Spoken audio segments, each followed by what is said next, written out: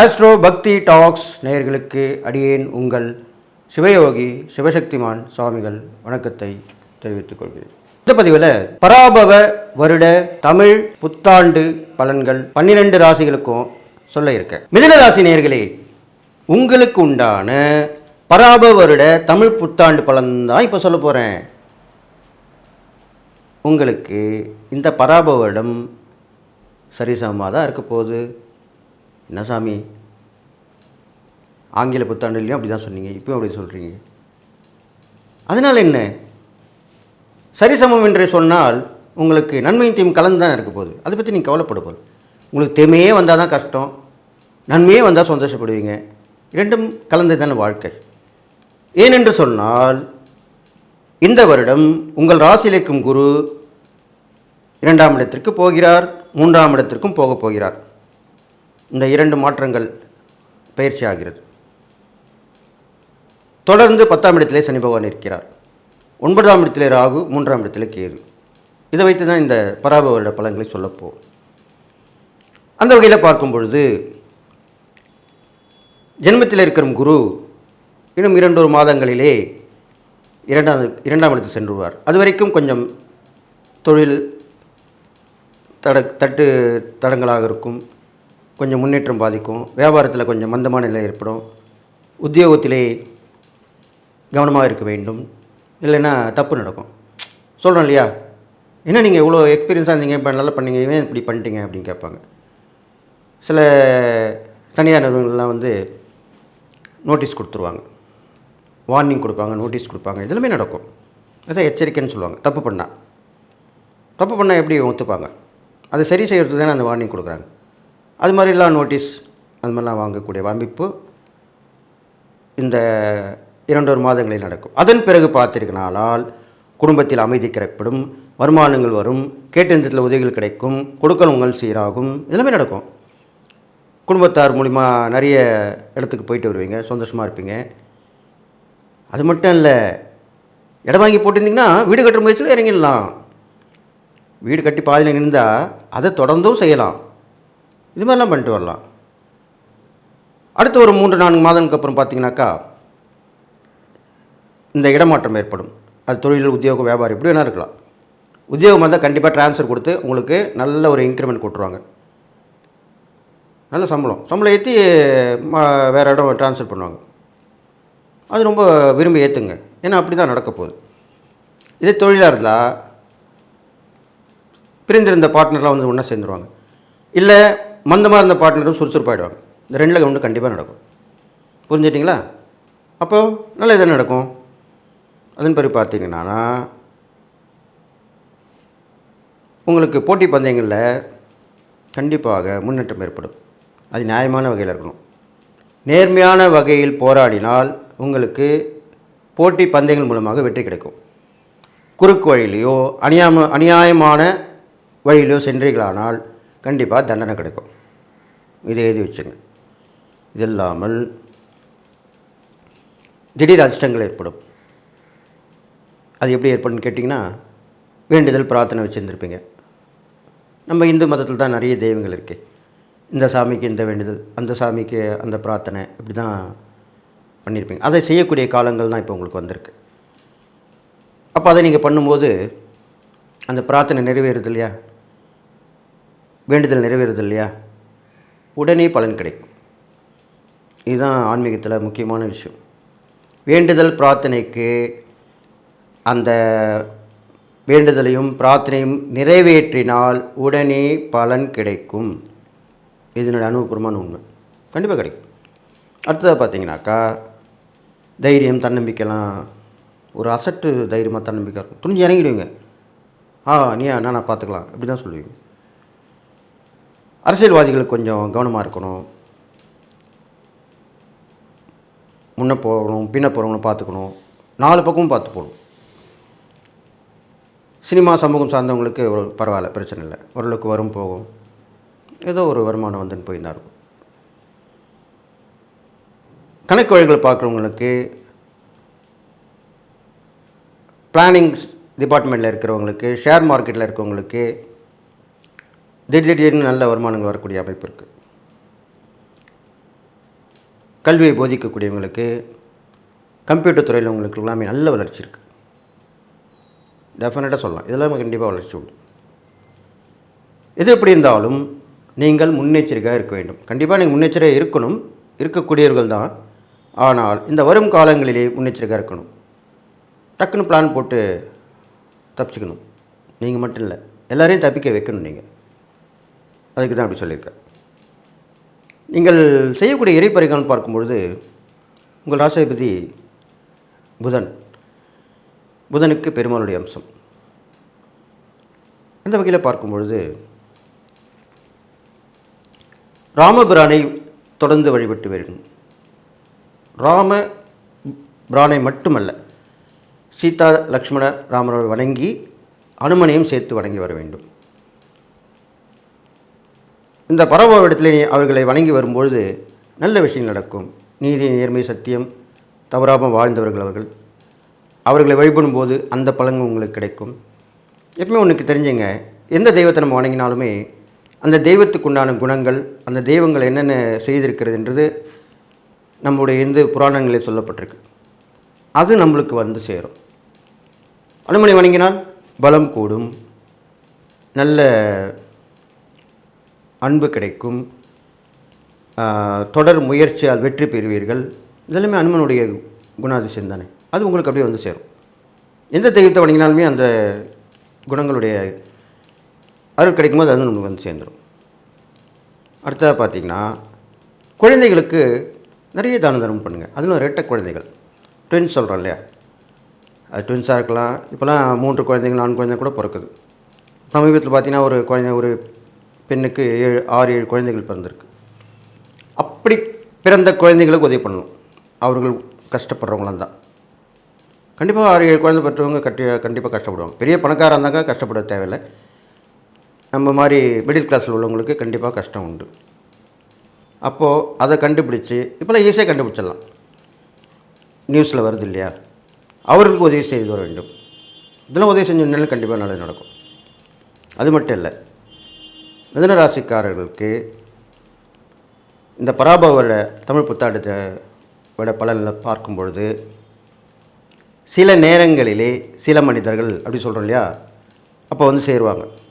அவர்கள் நல்லவர்களாக கெட்டவர்களாக இருந்து தன்னுடைய அனுபவத்தாலும் தன்னுடைய திறமையாலும் ஆராய்ந்து பார்த்து நல்லவர்கள், வல்லவர்கள், நமக்கு உதவி செய்பவர்கள் என்று நினைத்தால் அவர்களை சேர்த்து வேண்டும், அவர்களை பயணிக்க வேண்டும். அப்படி அல்லாது கெட்டவர்களாக இருப்பார்கள், நம் முதுகில் குத்துபவர்களாக இருப்பார்கள், கூட இருந்தே குழி பறிப்பவர்களாக இருப்பார்கள். அப்படி இருப்பவர்களை ஆராய்ந்து அனுபவத்தால் தெரிந்து ஒதுக்கிவிட வேண்டும், அல்லது நீங்கள் ஒதுங்கி போய்விட வேண்டும். இவ்வளோதான் விஷயம். இது மாதிரி செஞ்சுட்டு வந்தாலே போதும். அதுக்கப்புறம் பார்த்தீங்கன்னாக்கா, இந்த மிதுன ராசி பிறந்தவங்களுக்கு கல்வியிலே குழந்தைகள் நல்ல கருத்துண்டு படிப்பாங்க, நல்ல பெயர் புகழ் வாங்குவாங்க, படிப்பில் கெட்டி புத்திசாலித்தனம் வெளிப்படும், புதுவிதமான ஆராய்ச்சிகளை கண்டுபிடிப்பாங்க மிதுன ராசிக்காரர்கள். அதில் அவங்களுடைய பெருமை, பரிசு, பாராட்டு கண்டிப்பாக கிடைக்கும். இது இல்லாமல் இந்த மிதுன ராசிக்காரர்களுக்கு ரொம்ப நாளாக வரக்கூடிய அது வருமானங்களாக இருக்கலாம், உதவிகளாக இருக்கலாம், தடைப்பட்டுன்னே இருந்திருக்கும். அது எல்லாமே இந்த பராபரம் ஆரம்பித்தவுடன் ஒரு 2-3 மாதங்களுக்கு அப்புறம் கண்டிப்பாக கிடைக்கும்.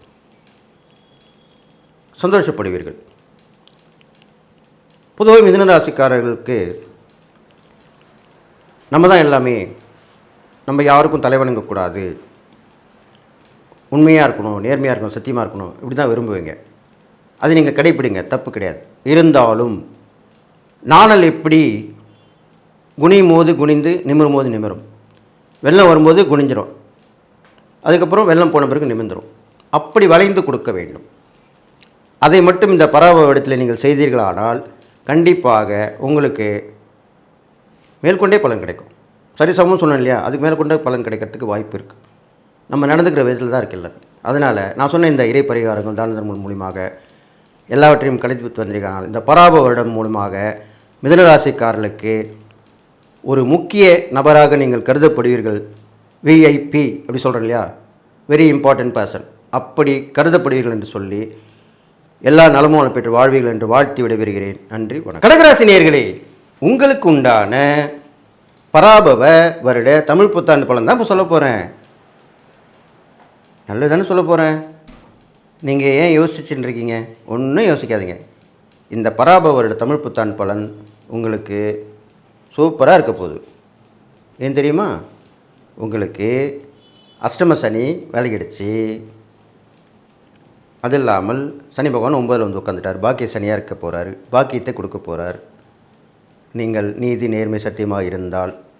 அடுத்தது பார்த்திங்கனாக்கா குரு பகவான் விரய குருவாக இருந்து ஜென்ம குருவாக வந்து அதற்கப்புறம் 2ஆம் இடத்துக்கு போக போகிறார். 2 பயிற்சி ஆக போகுது.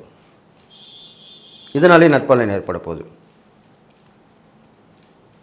எது எப்படி இருந்தாலும் 2ஆம் இடத்துல கேதும் 8ஆம் இடத்துல ராகு தான் கொஞ்சம் முன்ன பின்ன அப்படி இருப்பாங்க. அது கூட இந்த வருடம் முடிவில் மாற போகிறாங்க. அதனால தான் சொல்லியிருக்கேன், உங்களுக்கு எல்லா வகையிலுமே எல்லா நன்மையும் கிடைக்கும். எல்லா விதத்துலேயும் விசேஷமான நற்பலனை பெற்று சந்தோஷமாக இருக்க போகிறீங்க. இப்போது பலனை பார்க்க போகலாமா? உங்களுக்கு விரைய குருவாக இருந்து இந்த பராபரோட பலனில் சொல்லும் பொழுது, இன்னும் கடைசி நேரத்தில் இது முடியலையே, எப்போ தான் முடியும்? செலவுகள் ஏற்பட்டுக்கிட்டே இருக்குது. அது மருத்துவ செலவாக இருக்குது, வீட்டு குடும்ப செலவு அதிகமாக இருக்குது, கொடுக்கல் வாங்கல் அது செலவு அதிகமாக இருக்குது, கடன் ஏறிக்கிட்டே இருக்குது, கடன் வாங்கி இன்னொரு கடன் கொடுக்க வேண்டிய சூழ்நிலையாக இருக்குது. இப்படி தான் நீங்கள் யோசிச்சுட்டு இருந்திருப்பீங்க. அஷ்டம சனி விலகுனாலுமே இந்த பலன் தானே வந்துட்டுருக்குன்னு நினச்சிட்டு இருப்பீங்க. ஆனால் குரு உங்கள் ராசிக்கு வந்தவுடனே அவருடைய பார்வை பலன் மூலமாக நினைத்தது நடக்கும், கேட்டது கிடைக்கும். இந்த 2 விஷயம் நடந்தால் ஏன் சந்தோஷமாக இருக்க மாட்டாங்க? எல்லாருமே சந்தோஷமாக தான் இருப்பாங்க. அப்போ நீங்களும் சந்தோஷமாக தான் இருக்க போகிறீங்க. ரொம்ப நாளாக நினச்ச இந்த விஷயங்கள்லாம் நடக்கும். உங்கள் திறமைகள் முழுவதும் வெளிப்படும். தன்னம்பிக்கை கெத்தாக இருப்பீங்க. கெஞ்சி கூத்தாடி இருந்தவங்க, ஒருத்தர் உதவியை எதிர்பார்த்துருந்தவங்க எல்லாமே இப்போது மற்றவர்கள் வந்து உங்கள் உதவியை எதிர்பார்ப்பாங்க. மற்றவர்கள் உங்களை தேடி வருவார்கள். உங்களை விட்டு விரும்பி விலகி போயிருப்பாங்க இல்லையா, அவங்க எல்லாமே விரும்பி வருவாங்க.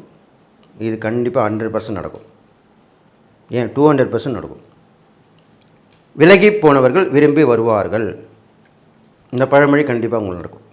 கடகராசி கண்டிப்பாக சொல்லலாம். அடுத்ததாக குரு பகவான் உங்கள் ராசிக்கு வந்துட்டோடனே கணவன் மனைவி உறவு அந்யோன்யம் ரொம்ப அதிகமாக இருக்கும். சூப்பராக இருக்கும். அநேகமாக மே மாதம் முடிஞ்சோடனே ஜூன்லேருந்தே வச்சுங்க. ஜூன், ஜூலை, ஆகஸ்ட், செப்டம்பர் இந்த 4 மாதங்கள் சூப்பராக இருக்கும். நிறைய பார்ட்னர் வருவாங்க. கடகராசிக்காரங்க எப்பவுமே திறமை நிறைய இருக்குன்னு சொல்லியிருக்கேன் இல்லையா. பன்முக திறமை கொண்டவங்க. அந்த ஒவ்வொரு திறமைக்குமே ஒவ்வொருத்தங்க உங்களுக்கு வந்து கூட்டு சேருவாங்க. இது எவ்வளோ பெரிய நல்ல விஷயம். இது நடக்குமா? நடக்கும் தானே சொல்கிறேன். உங்களுடைய ஒவ்வொரு திறமைக்குமே ஒவ்வொருத்தங்க வந்து கூட்டு சேர்ந்து உங்களுக்கு அதில் மூலிமா உங்களுக்கு ஒத்துழைத்து பலன் பெற்று அவங்களும் பலன் பெறுவாங்க, உங்களையும் பலன் பெற வைப்பாங்க. இது கண்டிப்பாக நடக்கும். அடுத்ததாக பார்த்தீங்கன்னாக்கா நிறைய வேண்டுதல் பிரார்த்தனை எல்லாமே இருந்திருக்கும். அது செய்ய முடியாமல் ஒரு சூழ்நிலை தடுத்துருக்கும். பணம் தானே செய்ய முடியும். இப்போ பணம் பல வழிகளில் வரும். எந்த வழின்னு சொல்ல முடியாது. அதுதான் அப்படி சொல்லிட்டேன். அப்போ கண்டிப்பாக நீங்கள் என்ன பண்ணுவீங்க? சரி, ஓகே, இந்த கோயிலுக்கு வேண்டியிருந்தோம், முடிச்சிடு பிரார்த்தனை, இந்த பிரார்த்தனை முடிச்சிடு, இந்த வேண்டுதலை முடிச்சிடு, அவ்வளோதான். ஒன்று ஒன்றா முடிச்சுட்டு போயினே இருப்பீங்க. நீங்கள் கேட்டால் கோயிலுக்கு நன்கொடை கொடுக்குற அளவுக்கு நீங்கள் வந்துடுவீங்க. அப்படியா சாமி? ஆமாம், வேறு என்ன சொல்கிறது? உண்மை தானே சொல்லணும், பொய்யா சொல்ல முடியும். அதுக்காக நன்றாக சொல்லுங்கள். நான் சொல்கிறது கோச்சார பலன்கள். இது எல்லாருக்குமே 100% நடக்காது. அது மூலம் புரிஞ்சுங்க. அவங்க ஜாதகப்படி தான் நடக்கும். இருந்தாலும் இதில் வந்து ஒரு 50% கண்டிப்பாக நடக்கும். அதில் எந்த சந்தேகமும் இல்லை. நிறைய பேர் நடந்துருந்தால் எனக்கு கமெண்ட்ஸ் பண்ணுறாங்க. நான் பார்க்குறேன், பேசுகிறேன், கேட்குறேன், எல்லாம் தெரியும். அப்போது கண்டிப்பாக நடக்கும். நிறைய ஆலயங்களுக்கு உதவி பண்ணுவீங்க, ட்ரஸ்ட்டுக்கு உதவி பண்ணுவீங்க, இல்லை நீங்களே ட்ரஸ்ட்டை ஆரம்பிப்பீங்க. நீங்கள் பெரிய ஆன்மீகவாதியாக இருப்பீங்க. ஒரு சிலர் ஆன்மீக புரட்சி ஏற்படுத்துவார்கள். அதுனா சாமி ஆன்மீக புரட்சி? அரசியல் புரட்சி தான் கேள்விப்பட்டிருக்கோம். நிறைய போராட்டங்கள் மூலிமா புரட்சி சொல்லுவாங்க, அதெல்லாம் கேள்விப்பட்டிருக்கோம். இது என்ன ஆன்மீக புரட்சி? ஆன்மீக புரட்சி என்றால் பழைய ஆன்மீகம்தான், அதெல்லாமே மறந்துருப்பாங்க. அந்த வழி வழி வந்தவங்க எல்லாமே அப்படியே நாளுக்கு நாள் தேஞ்சு போயினே இருக்கும். ஒரு உதாரணம் சொல்லணும்னாக்கா, பாரம்பரிய ஜோதிடத்தை இப்போ யாராவது கடைப்பிடிக்கிறாங்களா? அந்த காலத்து ஆளும் கடைப்பிடிப்பாங்க. இப்போ என்ன மாதிரி கிட்டத்தட்ட நான் 50 வருஷமாக ஜோதிடம் பார்த்துட்டு வரேன். A to Z எல்லா ஜோதிட முறைகளும் தெரியும். அப்போது அந்த பாரம்பரிய ஜோதிடத்தை கற்றுக் கொடுப்பவர்கள், கற்று வென்று பலன் சொல்லுபவர்கள் எல்லாமே நல்ல நிலைமைக்கு வர போகிறாங்க. அவங்க மூலிமா நல்ல விஷயம் நடக்கும். அவங்க என்ன பண்ணுவாங்கன்னா, இந்த பாரம்பரிய ஜோதிடம் நாளடைவில் அழியாது, மறைந்து போய் கொண்டிருக்கிறதே அப்படின்ற நல்ல எண்ணத்தில் பாரம்பரிய ஜோதிடர்களை சேர்த்து கொண்டு ஒற்றுமையாக இருந்து ஒரு புரட்சி செய்வார்கள். அதே போல் ஆன்மீக சொற்பொழிவு பண்ணுறாங்க இல்லையா, ஆலயங்களிலே பணிபுரிகிறார்கள் இல்லையா, அவங்கவுங்கள் ஆன்மீகவாதிகள், அவர்களும் ஒன்று சேர்ந்து பழமையான அந்த சாஸ்திர சம்பிரதாயங்களை மறைந்து போய் கொண்டிருப்பதை தடுத்து நிறுத்தி பழையபடி கொண்டு வருவாங்க. நம்ம என்ன பண்ணுறோம்? பழையன கழிதல் புதியன புகுதல் தான் சொல்கிறோம். போகி பண்டிகை அப்புறம் பொங்கல் பண்டிகை வருது அப்படி சொல்கிறோம். ஆனால் நம்மளுடைய பழைய பழக்க வழக்கங்கள் நம்மளுடைய கலாச்சாரம், தமிழ் பண்பாடு இதெல்லாமே மாறக்கூடாது. மாறினால் திருப்பி பழையபடி அது கொண்டு வரணும். மாறவங்க மாறட்டும், அந்த பழமை இருந்துக்கிட்டே இருக்கணும். அப்போ தான் நன்மை நடக்கும். ஒரு உதாரணத்துக்கு, ஒரு அரசியல் கட்சி ஒருத்தங்க ஆரம்பிக்கிறாங்கன்னா எல்லாருமே புதியவர்களாக இருந்தால் ஒரு யூஸ் இல்லை. அதிலே அரசியல் அனுபவம் வாய்ந்தவர்கள், பழமையானவர்கள், திறமைசாலிகள் வந்து இணைய வேண்டும், அல்லது இவர்கள் அவர்களை இணைத்து கொள்ள வேண்டும். அப்பொழுதுதான் அந்த புதிய கட்சி வலுப்பெறும், போட்டியில் இறங்கும்,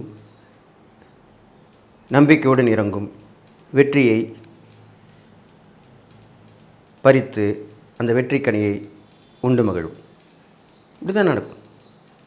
அதுக்கு தான் அப்படி சொல்லியிருக்கார். அதனால் இந்த கடகராசியில் பிறந்தவங்களுக்கு பல விதமான திறமைகளை வெளிக்கொண்டாட போகிறாங்க.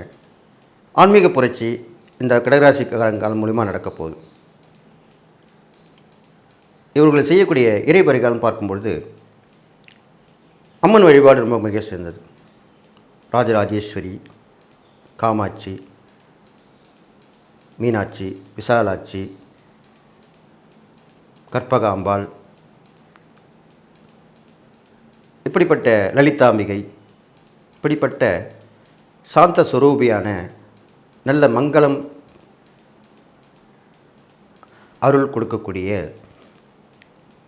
லக்ஷ்மி கடாட்சத்தில் விளங்கக்கூடிய அம்சமான அம்மன் வழிபாடு ரொம்ப முகுந்தது. உங்களை வாங்கிட்டு வரலாம். அதன் பிறகு பார்த்தீர்களானால் திருநங்கைகளுக்கு நிறைய தான தர்மங்கள் செய்து வர வேண்டும். அவர்களுடைய வாழ்க்கை முறைக்கு தேவையானவர்களை கொடுக்க வேண்டும். உணவு நீர் மட்டுமல்ல, உபயமான பொருட்கள் அல்லது வேலை வாங்கி கொடுக்கலாம், இருக்க இடத்துக்கு ஏற்பாடு செய்து கொடுக்கலாம். இந்த மாதிரிலாம் பண்ணிட்டு வரலாம். அது இல்லாமல் கணவனால் கைவிடப்பட்டவர்கள், கணவனை இழந்தவர்கள், இவங்களுக்கு கண்டிப்பாக முக்கியத்துவம் கொடுக்கும். இப்போ சமீபத்தில் பார்த்திங்கன்னா சென்சஸில் கணக்கெடுத்து பார்த்திங்கன்னா இவங்க தான் நிறைய பேர் இருப்பாங்க. கணவனால் கைவிடப்பட்டவர்கள், கணவனை இழந்தவர்கள் கண்டிப்பாக நிறைய பேர் இருப்பார்கள். ஏன்னா அப்படி தான் இப்போ வந்துட்டு காலம்.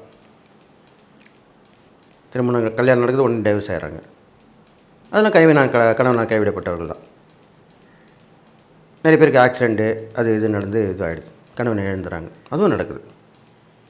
அதனால் அவர்களுக்கு உதவி செய்து வந்தால் எல்லா வகையிலும் உதவி செய்யணும். சும்மா ஒரு வேலைக்கு சாப்பாடு கொடுத்துட்டா மட்டும் போதாது. நிரந்தரமான உதவி பண்ணலாம், 4 பேரோடு சேர்ந்து செய்யலாம். இந்த மாதிரிலாம் பண்ணிட்டு வரணும். கடகராசிக்காரர்களுக்கு அரசியலில் இருப்பவர்களுக்கு நம்பர் 1 அரசியல்வாதியாக விளங்கப் போகிறீர்கள். சினிமாவில் இருந்தீங்கன்னா நம்பர் 1 சினிமாக்காரனாக இருக்க போகிறீர்கள். சமூகம் அல்லது அந்தஸ்து மரியாதை தரக்கூடிய துறையில் இருந்தவங்களாம் அதுலேயும் நம்பர் ஒன்னாக இருக்க போயிடும். இன்னும் எல்லாமே நம்பர் சொல்கிறீங்க, நம்பர் ஒன்றுன்றீங்க. ஆமாம், அப்படி தான் இருக்க போகிறீங்க, அப்படி தான் வர போகிறீங்க. அதில் என்ன சந்தேகம்? அப்படிப்பட்ட கிரக அமைப்புகள் தானே இப்போ உங்களுக்கு வந்திருக்கு. இவ்வளோ நாள் பட்ட கஷ்டம் போதாதா உங்களுக்கு? இனிமேல் நீங்கள் நல்லா வர வேணாமா? எல்லோருடையும் முன்னாடியே நிற்கக்கூடாதா? உங்கள் திறமையை வளர்த்துக்கக்கூடாதா? பெரிய ஆள் ஆகக்கூடாதா? ஆமாம் ஆமாம், ஆகணும். நீங்கள் நினைக்கிறது எனக்கு தோணுது, அதுதான் நடக்கும். அதனால் கடகராசிக்காரர்களுக்கு இந்த பராபவ வருட தமிழ் வருட பலன் சூப்பராக இருக்க போகுது. முக்கியமான ஒரு விஷயம் சொல்ல வேண்டும் என்றால், நல்லா கேட்டுங்க. கடகராசியில் பிறந்தவர்களுக்கு இந்த பராபவ வருட தமிழ் வருட பலன்களில் பார்க்கும் பொழுது இறை பரிகாரங்கள் செய்யலாம், தான தர்மம் பண்ணலாம், எல்லா வகையிலையும் ஏற்றமாக இருக்கும், நல்ல வாய்ப்புகள் வரும், எல்லா வசதி வாய்ப்புகள் எல்லாமே கிடைக்கும். முக்கியமாக நீங்கள் வணங்க வேண்டிய தெய்வம் சிவனும் சக்தியும் சேர்ந்த பாதி பாதி அர்த்தநாரீஸ்வரர். அவங்களை கிட்டே பிடிச்சிங்க. அவர் இந்த பராபவ வருடத்திலிருந்து இந்த ஆண்டு முழுந்தும் முடிகிற வரைக்குமே கடகராசிக்காரர்கள் முக்கியமாக வணங்க வேண்டிய தெய்வம் அர்த்தநாரீஸ்வரர். பாகம் பிரியால் சொல்லுவாங்க, மாதுரு பாகன்னு சொல்லுவாங்க, இந்த மாதிரிலாம் சொல்லுவாங்க.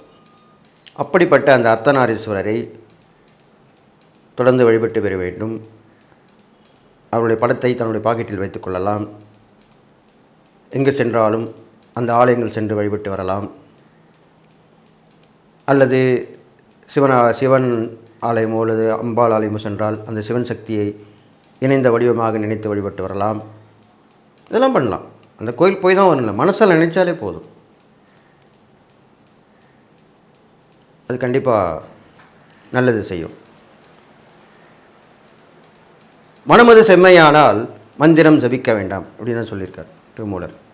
அதனால் தொடர்ந்து அந்த இறை நாமக்களை சொல்லிட்டு வாங்க. கலியுகத்தில் இதுதான் இறை நாமக்கள் தான் கலியுகத்தில் பெயர் பெற்று விளங்க போகுது. அப்போ கடகராசிக்காரங்களுக்கு எல்லா வகையிலுமே ஏற்றம், எல்லா வகையிலும் நம்பர் ஒன்னாக இருக்க போகிறீங்க அப்படின்னு சொல்லி எல்லா நலமும் பெற்று வாழ்வீங்கன்னு வாழ்த்து விடைபெறுகிறேன். நன்றி, வணக்கம்.